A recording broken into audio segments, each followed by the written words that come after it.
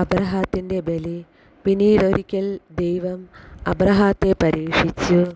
Abraham അവിടുന്ന് വിളിച്ചു, ഇതാ ഞാൻ. അവൻ വിളി കേട്ടു. നീ സ്നേഹിക്കുന്ന നിന്റെ ഏകമകൻ ഇസഹാക്കിനെയും കൂട്ടിക്കൊണ്ട് മോറിയാദേശത്തേക്ക് പോവുക. അവിടെ ഞാൻ കാണിച്ചു തരുന്ന മലമുകളിൽ നീ അവനെ എനിക്കൊരു ദഹനബലിയായി അർപ്പിക്കണം. അബ്രാഹാം അതിരാവിലെ എഴുന്നേറ്റ് കഴുതയ്ക്ക് ജീനിയിട്ട് 2 വേലക്കാരെയും മകൻ ഇസഹാക്കിനെയും കൂട്ടി ബലിക്ക് വേണ്ട വിറകും കീറിയെടുത്ത് ദൈവം പറഞ്ഞ സ്ഥലത്തേക്ക് പുറപ്പെട്ടു. 3-ാം ദിവസം അവൻ തല ഉയർത്തി നോക്കിയപ്പോൾ അകലെ ആ സ്ഥലം കണ്ടു.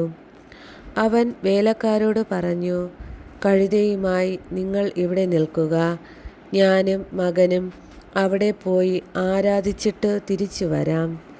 അബ്രാഹാം ദഹനബലിക്കുള്ള വിറകെടുത്ത് മകൻ ഇസഹാക്കിൻ്റെ ചുമലിൽ വച്ചു. കത്തിയും തീയും അവൻ തന്നെ എടുത്തു. അവർ ഒരുമിച്ച് മുൻപോട്ട് നടന്നു. ഇസഹാക്ക് തൻ്റെ പിതാവായ അബ്രാഹത്തെ വിളിച്ചു. പിതാവേ. എന്താ മകനെ? അവൻ വിളി കേട്ടു.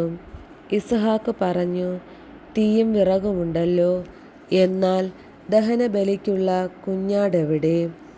അവൻ മറുപടി പറഞ്ഞു, ബലിക്കുള്ള കുഞ്ഞാടിനെ ദൈവം തന്നെ തരും. അവരൊന്നിച്ച് മുൻപോട്ട് പോയി. ദൈവം പറഞ്ഞ സ്ഥലത്തെത്തിയപ്പോൾ അബ്രാഹാം അവിടെ ഒരു ബലിപീഠം പണിതു. വിറക് അടുക്കി വെച്ചിട്ട് ഇസഹാക്കിനെ ബന്ധിച്ചു വിറകിനു മീതെ കിടത്തി. മകനെ ബലി കഴിക്കാൻ അബ്രാഹാം കത്തി കയ്യിലെടുത്തു. തൽക്ഷണം കർത്താവിൻ്റെ ദൂതൻ ആകാശത്ത് നിന്ന് അബ്രാഹാം, അബ്രാഹാം എന്ന് വിളിച്ചു. ഇതാ ഞാൻ. അവൻ വിളി കേട്ടു. കുട്ടിയുടെ മേൽ കൈവയ്ക്കരുത്, അവനെ ഒന്നും ചെയ്യരുത്. നീ ദൈവത്തെ ഭയപ്പെടുന്നുവെന്ന് എനിക്കിപ്പോൾ ഉറപ്പായി. കാരണം നിന്റെ ഏകപുത്രനെ എനിക്ക് തരാൻ നീ മടി കാണിച്ചില്ല. അബ്രാഹാം തല പൊക്കി നോക്കിയപ്പോൾ തൻ്റെ പിന്നിൽ മുൾച്ചെടികളിൽ കൊമ്പുകൾ ഉടക്കി കിടക്കുന്ന ഒരു മുട്ടാടിനെ കണ്ടു. അവൻ അതിനെ മകന് പകരം ദഹനബലി അർപ്പിച്ചു. അബ്രാഹാം ആ സ്ഥലത്തിന് യാഹ്വേയിരെ എന്നു പേരിട്ടു. കർത്താവിൻ്റെ മലയിൽ അവിടുന്ന് വേണ്ടത് പ്രദാനം ചെയ്യുന്നുവെന്ന് ഇന്ന് വരെയും പറയപ്പെട്ടു. കർത്താവിൻ്റെ ദൂതൻ ആകാശത്തു നിന്ന് വീണ്ടും അബ്രാഹത്തെ വിളിച്ചു പറഞ്ഞു, കർത്താവ് അരുളി ചെയ്യുന്നു, നീ നിന്റെ ഏകപുത്രനെ പോലും എനിക്ക് തരാൻ മടികായ്ക്കൊണ്ട് ഞാൻ ശപഥം ചെയ്യുന്നു. ഞാൻ നിന്നെ സമൃദ്ധമായി അനുഗ്രഹിക്കും. നിന്റെ സന്തതികളെ ആകാശത്തിലെ നക്ഷത്രങ്ങൾ പോലെയും കടൽ തീരത്തിലെ മണൽത്തരികൾ പോലെയും ഞാൻ വർദ്ധിപ്പിക്കും. ശത്രുവിൻ്റെ നഗര കവാടങ്ങൾ അവർ പിടിച്ചെടുക്കും. നീ എൻ്റെ വാക്ക് അനുസരിച്ചതുകൊണ്ട് നിന്റെ സന്തതിയിലൂടെ ലോകത്തിലെ ജനതയെല്ലാം അനുഗ്രഹിക്കപ്പെടും. അബ്രാഹാം എഴുന്നേറ്റ് തൻ്റെ വേലക്കാരുടെ അടുത്തേക്ക് ചെന്നു.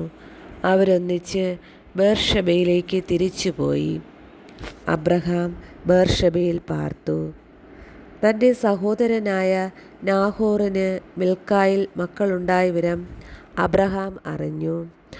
അവർ മൂത്തവനായ ഊസ്, അവൻ്റെ സഹോദരൻ ബോസ്, ആരാമിൻ്റെ പിതാവായ കെമുവേൽ, കേസേത്ത്, ഹാസോ, പിൽഷാദ്, ഇദ്ലാഫ്, ബത്തുവേൽ എന്നിവരായിരുന്നു. ബത്തുവേൽ റബാക്കായുടെ പിതാവായിരുന്നു. അബ്രാഹത്തിൻ്റെ സഹോദരനായ നാഹോറിന് മിൽക്കായിൽ ഉണ്ടായവരാണ് ഈ 8 പേരും. അതിനു പുറമെ അവൻ്റെ ഉപനാരിയായ റൗമായിൽ നിന്ന് തേബഹ്, ഗഹം, തഹഷ്, മക്കാഹ് എന്നീ മക്കൾ ജനിച്ചു. സാറായുടെ മരണം. സാറായുടെ ജീവിതകാലം 127 വർഷമായിരുന്നു.